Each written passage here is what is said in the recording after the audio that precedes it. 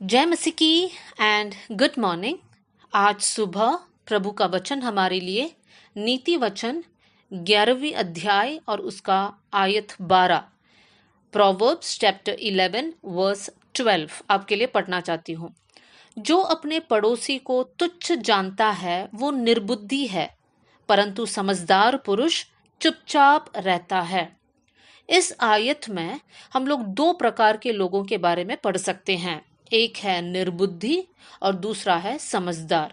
पूरे नीति वचन में बहुत सारे इस प्रकार की आयत है जहां पर सुलेमान निर्बुद्धि और समझदार या निर्बुद्धि और बुद्धिमान पुरुष के बारे में बताता है, उनके स्वभाव के बीच में जो अंतर है या उनके जो आदत है उनमें क्या अंतर है।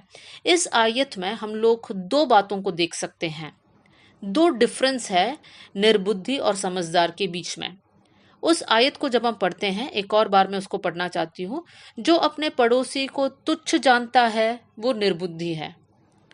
मतलब सबसे पहला डिफरेंस ये है कि निर्बुद्धि इंसान अपने पड़ोसी को तुच्छ जानता है, जबकि समझदार इंसान अपने पड़ोसी को तुच्छ नहीं जानता।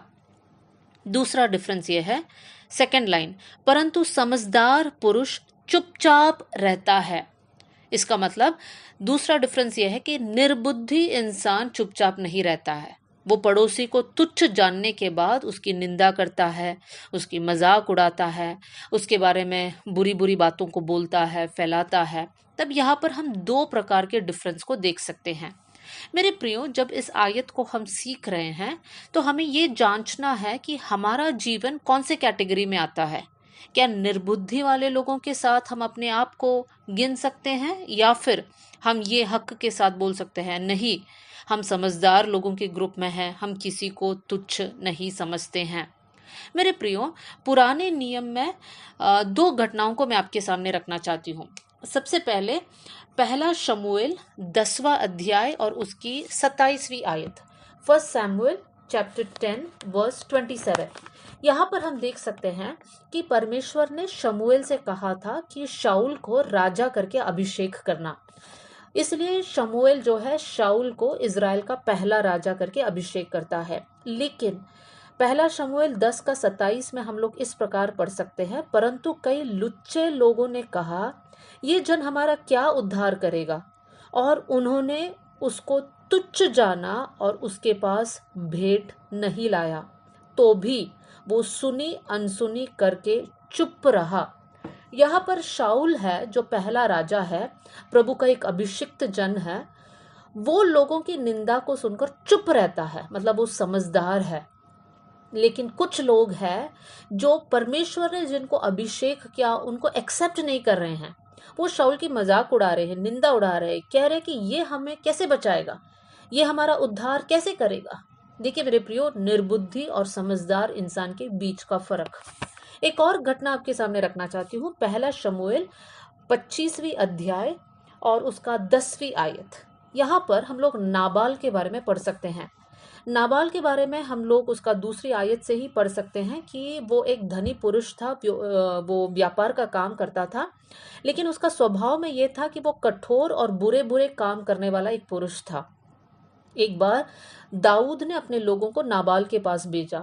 दाऊद ने ऐसे संदेश भेजा कि नाबाल, जब तुम्हारे लोग हमारे साथ थे, हमारे पास रहे, हमने उनका ख्याल रखा, उनको जो कुछ चाहिए था हमने उनको दिया।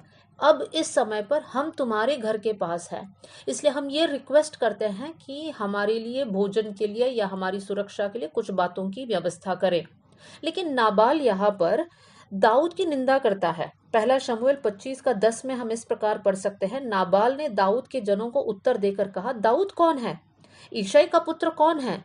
आजकल बहुत से दास अपने अपने स्वामी के पास से भाग जाते हैं। देखिए यहाँ पर एक मूर्ख इंसान, एक निर्बुद्धि इंसान नाबाल, जो दाऊद के लोगों के पास ऐसे जवाब देता है, वो भूल जाता है कि दाऊद ने कैसे उनके लोगों को सुरक्षा दिया, कैसे उनके लोगों के साथ व्यवहार किया। ये सारी बातों को भूलकर मूर्खता की बातें करता है कि दाऊद कौन है, मैं क्यों उनके लोगों के लिए कुछ करूं। मेरे प्रियो, उसकी पत्नी वहां पर आकर उस बात को संभाल लेती है।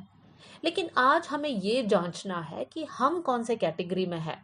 हमारे पड़ोसियों को देखकर, हमारे साथ काम करने वाले लोगों को देखकर, हमारे रिश्तेदारों को देखकर, हमारी कलीसिया के लोगों को देखकर हम उनको तुच्छ समझते हैं क्या?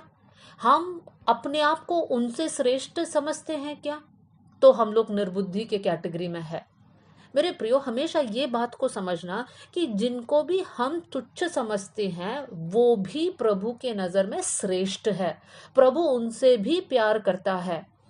तो जब हम प्रभु के बच्चों को तुच्छ नज़र से देखते हैं तब हम परमेश्वर के अनुग्रह में नहीं रह सकते हैं।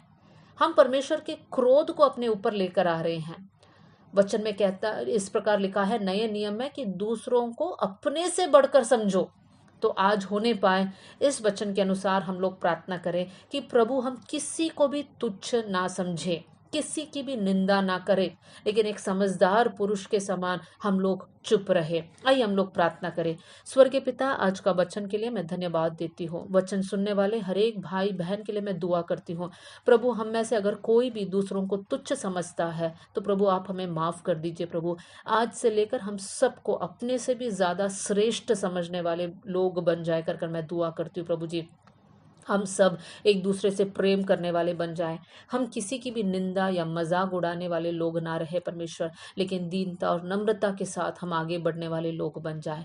प्रभु, आपके अनुग्रह को हम मांगते हैं, हम चाहते हैं। प्रभु जी, परमेश्वर पिता, हम ऐसे बच्चे रहे जिनको देखकर आपका मन प्रसन्न हो जाता है। परमेश्वर पिता, प्रभु हमारी आत्मिक जीवन में बढ़ोतरी होने पाए।